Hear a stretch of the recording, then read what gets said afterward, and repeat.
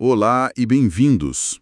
Hoje a gente mergulha num tema bem complexo e com muitas camadas políticas. Vamos analisar a possibilidade de um pedido de extradição do deputado Alexandre Ramagem e os desafios que isso poderia gerar. E para guiar essa nossa análise, a gente vai se basear na transcrição de um vídeo do canal do deputado Gustavo Gayer. Isso. É importante deixar claro que nosso objetivo aqui é dissecar os argumentos apresentados pela fonte, sabe?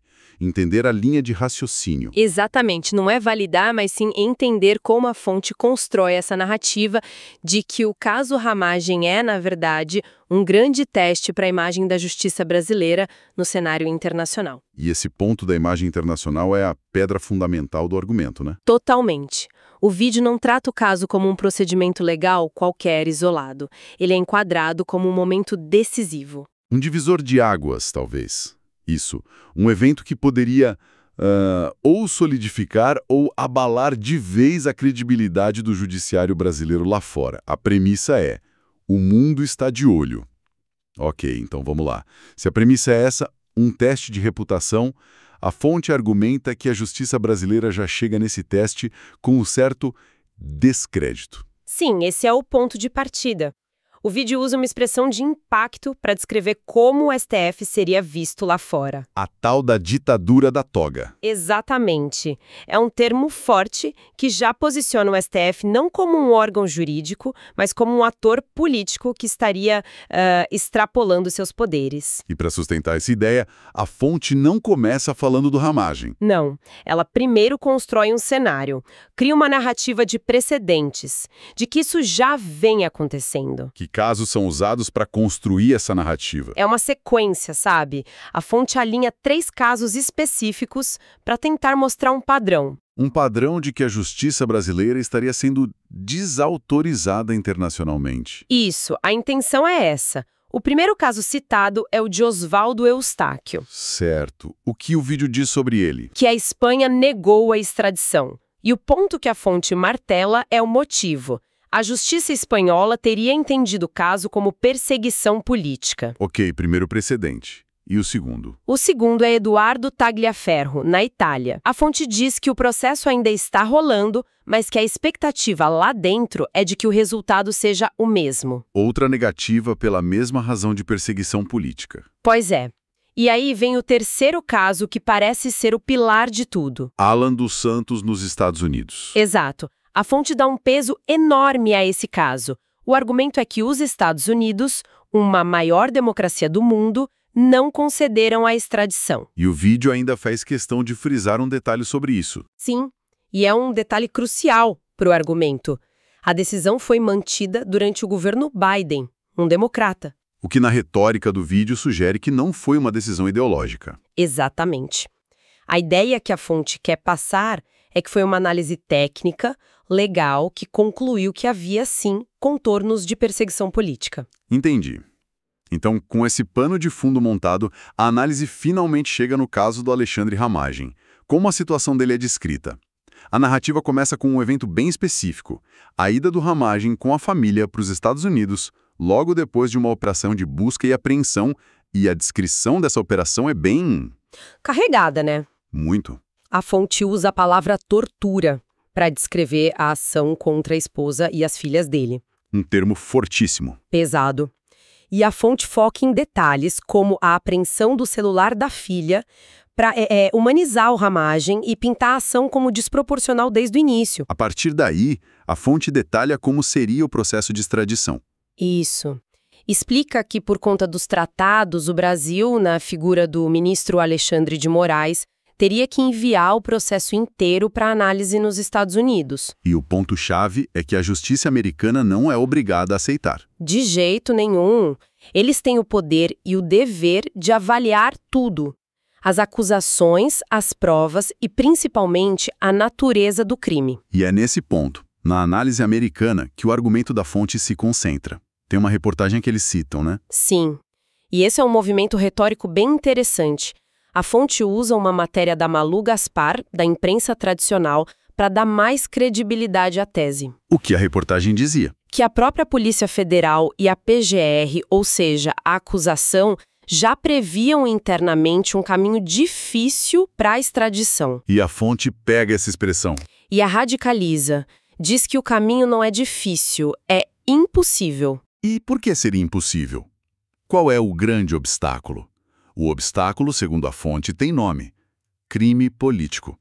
O argumento é que, pela lei americana e pelos tratados, as acusações contra o Ramagem seriam facilmente classificadas assim, e os Estados Unidos, como a maioria das democracias, não o extraditam por crimes políticos. Exatamente. É uma salvaguarda, né? Para proteger opositores, dissidentes. Certo, mas crime político pode ser um termo meio vago. Como a fonte define isso no caso do Ramagem? Ela constrói o conceito em cima de 3 pontos. Primeiro, ele não tinha cargo no governo federal no 8 de janeiro, o que o desconectaria de uma cadeia de comando. Hoje ele é um deputado de oposição, o que o caracterizaria como um alvo político. Ok. E o terceiro ponto é o principal na visão da fonte: a suposta falta de provas concretas que liguem ele a um ato de violência ou a um plano real de golpe. Juntando tudo isso, a narrativa que ele estaria sendo processado por suas ideias e não por crimes comuns. Exatamente essa a tese. Mas essa argumentação toda depende muito de como se interpreta o 8 de janeiro. E a fonte entra de cabeça nisso. Totalmente. A fonte entende que para a tese do crime político funcionar, precisa primeiro desmontar a ideia de que houve uma tentativa de golpe. E como ela faz isso? Minimizando o evento. O vídeo pinta uma imagem muito específica dos manifestantes. Eu lembro dessa parte. Algo como idosos com a Bíblia debaixo do braço num domingo nos prédios vazios. Isso. 3 a 4 mil pessoas idosas com a Bíblia debaixo do braço num domingo nos prédios vazios. É uma caricatura, claro, com um objetivo retórico bem definido. Com certeza. O objetivo é trocar a imagem de uma turba violenta pela imagem de um protesto quase inofensivo. Se o ato não foi uma ameaça real, a acusação de golpe perde força. E o que sobra, nessa lógica, é a perseguição ao movimento político. Pois é.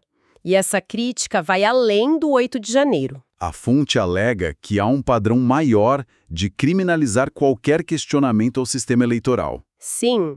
E para dar peso a essa afirmação, faz uma comparação bem direta e controversa.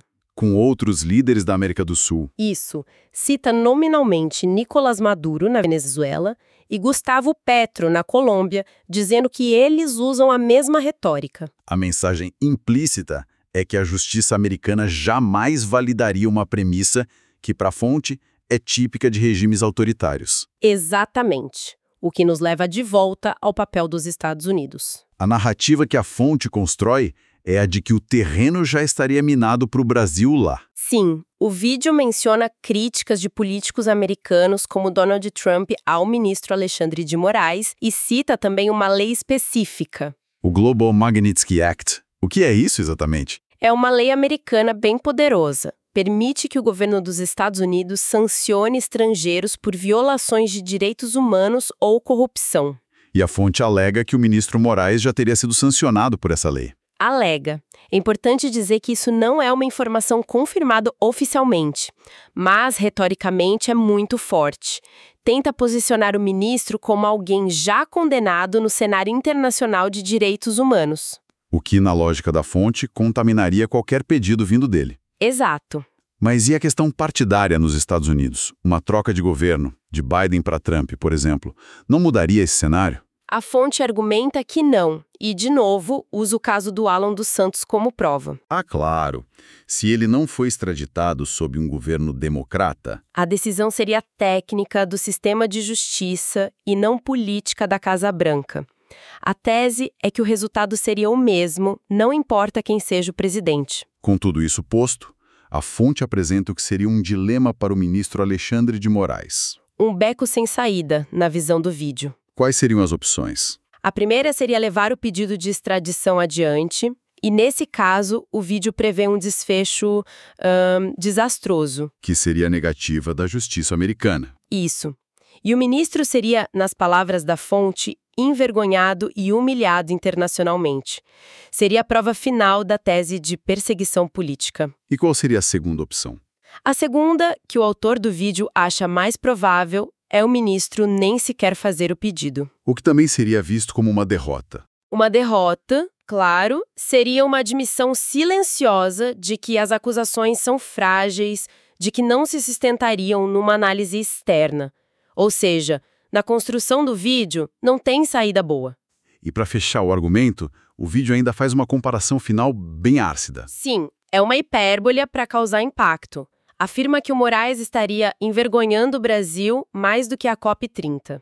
Uma referência pejorativa à COP30. Exato. A fonte descreve o evento como algo abominável e usa essa comparação para dimensionar o suposto dano à imagem do Brasil.